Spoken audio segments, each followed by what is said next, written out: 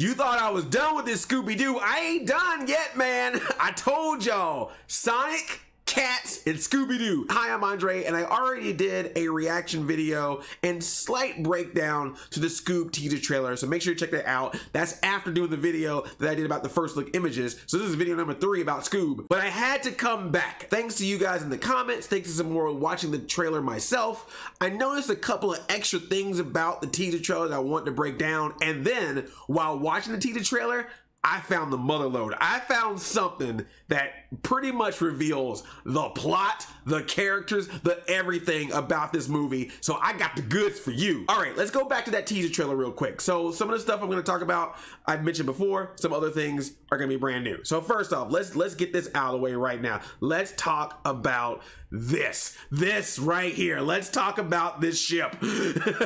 Everyone in the comments is talking about this ship in the teaser trailer reaction. Yes, I had the same thought as you, but I didn't want to put it out there because I was like, I don't know if I should say this. You know, it might be too early, but you guys are like, no, Andre, it's what you think it is. And I'm like, all right, fine, here it is. This ship has to be a reference to Dick Dastardly. Now, Dick Dastardly, of course, from Wacky Races, he had a car called the Mean Machine that he rode around with Muttley. So even though this is in the air, this is a ship, if you look at the fin on the top, like right around here, you look at that right there, and you look at the car from the Mean Machine, kind of has a similar design. Same with the back. If you look at the back of the ship and the back of the Mean Machine, kind of similar design. Even if you look at the front a little bit, kind of a similar design. I think that's pretty safe to say that that's Dick Dastardly's ship. Now, the reason why I didn't click in my head when I first saw it was because I was like, Dick Dastardly in the air, I don't think of Wacky Races. I think of Dick Dastardly and Muttley and their flying machines when he's trying to capture that pigeon. Stop the pigeon, stop the pigeon, stop that pigeon now. In that cartoon, he's flying like an old school plane. So this is clearly designed after the Wacky Races car, but of course in the air as a spaceship. And seeing that we also have Blue Falcon and his ship in here kind of makes sense why they did that. So there you go. I think we're all on the same page now. Yes, that has to be a reference to Dick Dastardly. And the other one that was mentioned was towards the end here, a mustache hair. Yes, I think it's pretty safe to assume that they're talking about Dick Dastardly's mustache hair. So I already mentioned in the teaser trailer reaction video that Peebles Pet Shop, clearly a reference to Mr. Peebles from Magilla Gorilla. We got a gorilla for sale, Magilla Gorilla for sale. Won't you buy him, take him, try him? We got a gorilla for sale, Magilla Gorilla for sale, for sale. We got a gorilla for sale, Magilla Gorilla for sale. Won't you buy him, take him, try him? Oh man, I used to love those Cartoon Network music videos. Anyway, off track.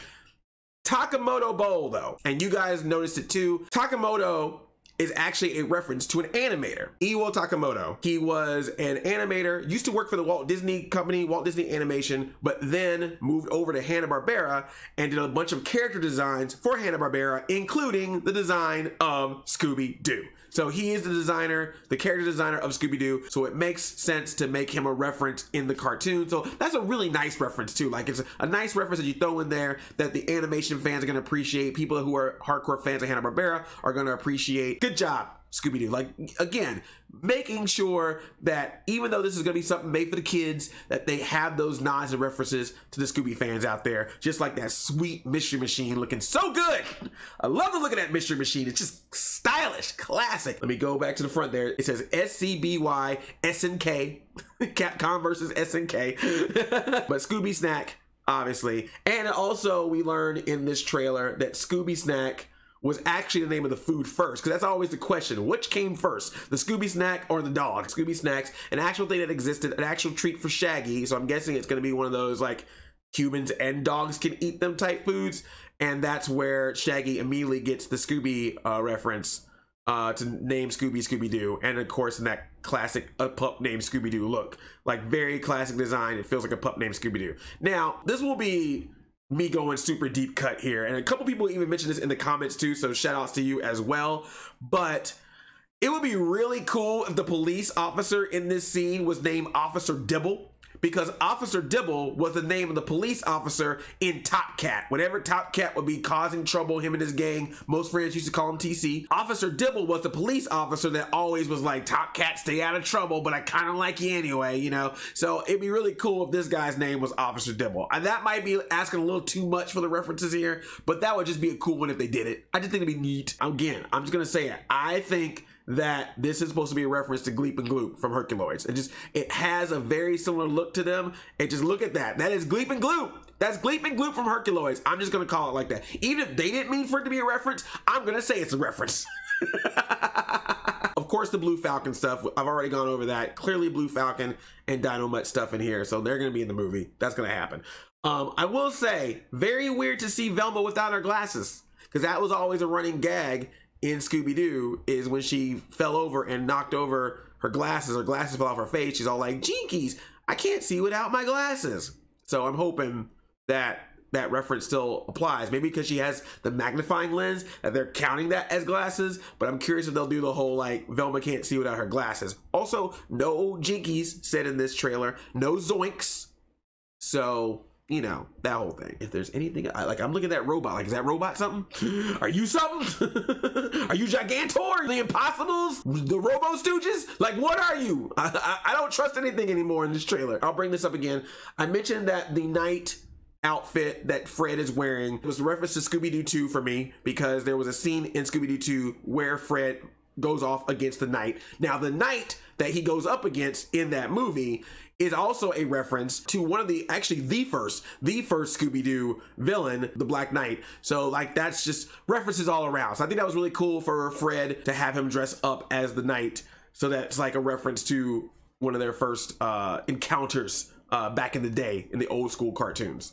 I was also even thinking that maybe this ghost, there was a, I'm blanking on the name, sorry, but there was like a ghost that was like, kind of looked like this from Scooby-Doo, so I was wondering if that was kind of a reference as well. I'm hoping that we're gonna get like some classic Scooby-Doo ghosts as references as well in this movie, because some of the classic Scooby-Doo ghosts are iconic, so when you see them you're like, oh, I remember that from Scooby-Doo. So that'd be really cool if they did that as well. Also, as I already mentioned, for Halloween you got Shaggy dressed up as Blue Falcon, you got Scooby dressed up as Dynomutt, super cute, and then you also have Velma as Ruth Bader Ginsburg. I'm just gonna guess that that's who that is.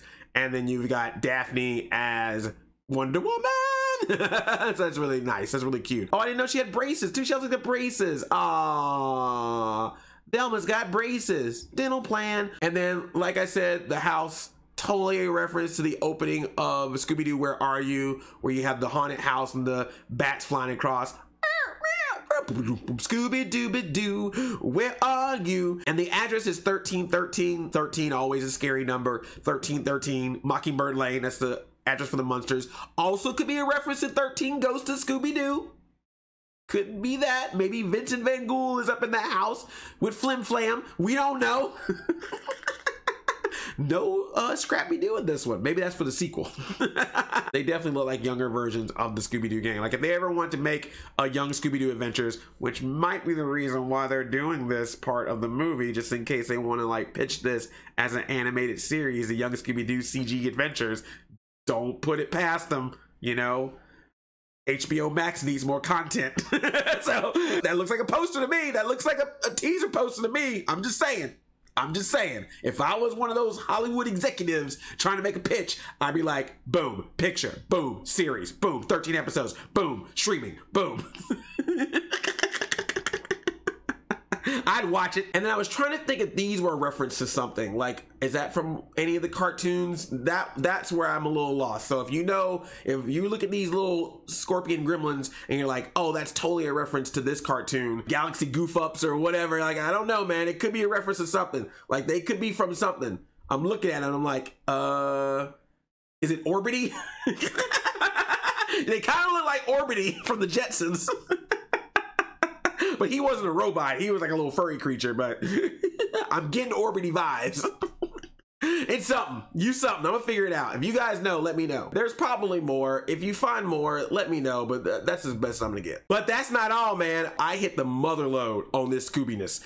So I went back and watched the Scoob teaser trailer a few times, found out by just scrolling down, there is a whole description in the video that just basically puts out the entire plot of this movie and the voice cast, which confirms a lot of the Hanna-Barbera characters that are showing up in this. So check this out. So what I got up here is the YouTube page of the actual Scooby-Doo teaser trailer from Warner Brothers Pictures. This is their official video that got uploaded, and this is in their description. So first off, they give the plot. The first full-length animated Scooby-Doo adventure for the big screen is a never-before-told stories of Scooby-Doo's origins, which, okay, technically. I mean, we had A Pup Named Scooby-Doo, and they also had that movie, Scooby-Doo The Mystery Begins, but sure.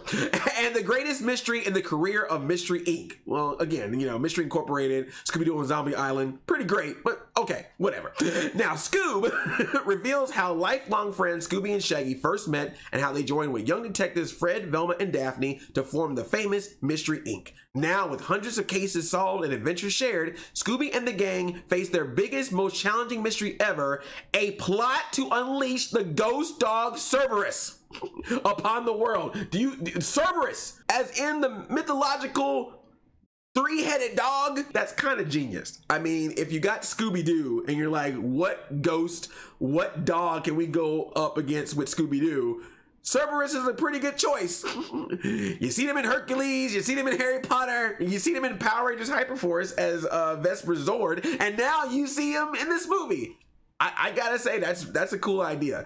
As they race to stop this global dogpocalypse, the gang discovers that Scooby has a secret legacy and an epic destiny greater than anyone imagined. Now, this is interesting, a secret legacy. But there you go. With this, you're hearing that they are going to be solving a mystery that has to deal with keeping Cerberus from coming upon the world. And I'm going to assume that with Dick Dastardly being in this movie, that he's probably the one that's trying to make this happen. Blue Falcon, probably the one that's trying to stop this from happening. These are all estimates and theories. We'll see when the movie comes out May 2020. Scroll down some more and it gets even more interesting. We got ourselves an entire voice cast, or at least the major voice cast for this movie. Now, some of the ones in there you're gonna know already. Zac Efron as Fred, Will Forte as Shaggy, Amanda Seyfried as Daphne, Gina Rodriguez as Velma, Frank Welker, who's voicing Scooby. But right here, baby, Mark Wahlberg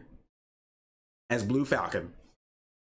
So that's official right there. I mean, we already pretty much guessed it from the trailer, but that pretty much makes it official. Mark Wahlberg as Blue Falcon. Blue Falcon's in this movie. Mark Wahlberg is voicing him. Hey, say hi to your mother for me. So that's cool. And then there's some more in here, though. There's some more in here. Okay, now this one's interesting.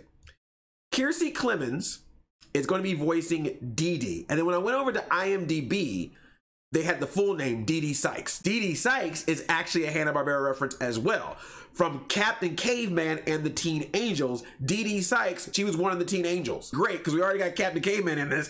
So, so yeah, Tracy Morgan as Captain Caveman. So there we go. So Captain Caveman is in this, and then you also got Dee Dee Sykes, who was one of the Teen Angels from Captain Caveman and the Teen Angels. This was, of course, before the Flintstone Kids when we had Captain Caveman and Son.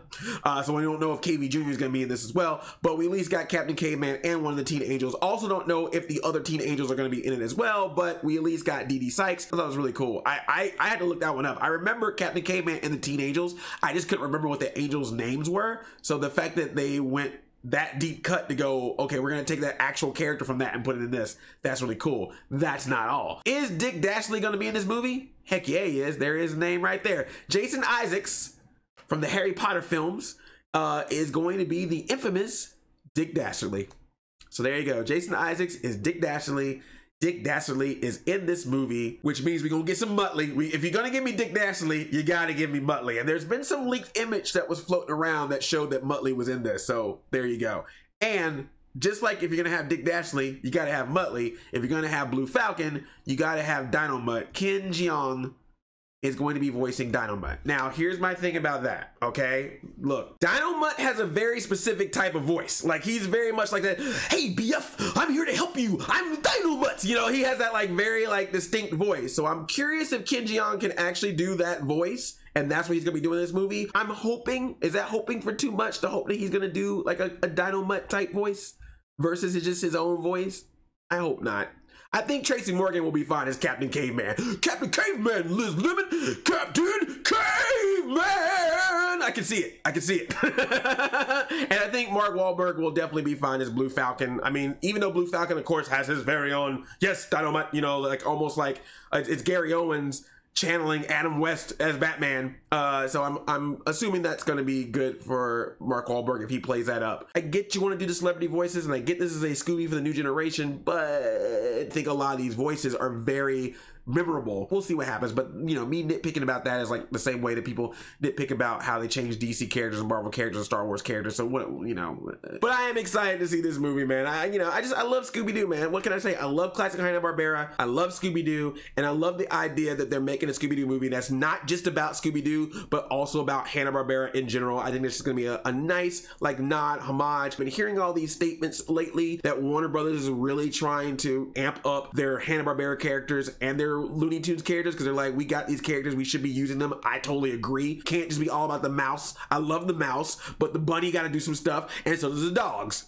and then I want my bears and my hounds and everyone else to show up. I'm down with this. Give me more. Give me more. I think I've talked about enough Scooby. Let's go talk about some other things in future videos. But thank you for watching this video. If you like what you see here, please subscribe. If there's any other movies that you want me to talk about, let me know. And I love you like a play cousin. I'm Audi 5000, and I'll see you in the theaters May 2020 for Scooby. But we got some cats and some hedgehogs to see first.